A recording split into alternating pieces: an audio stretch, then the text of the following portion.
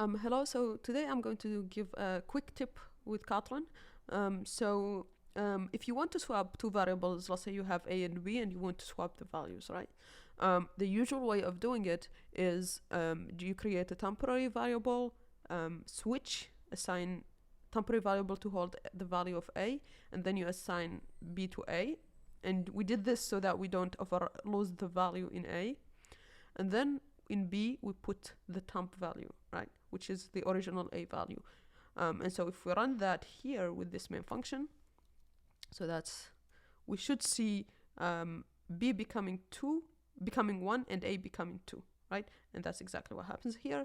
But you can see this is cumbersome. We had to do like 3 lines just to swap. In other languages like Python, for example, to swap two variables, you can just do a one-liner like this, and this will swap the values, okay? So how do we do something similar in Python? We can actually do that, and it's using something like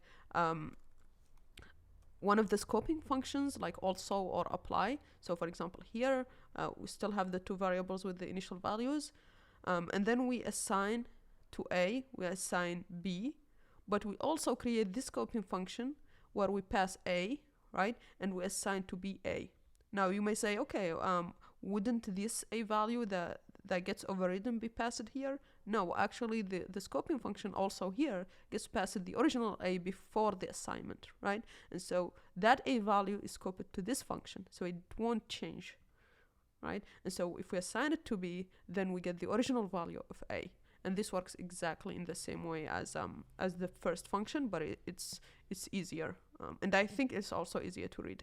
So if we just see that, we should see the same result, and that's exactly what happens.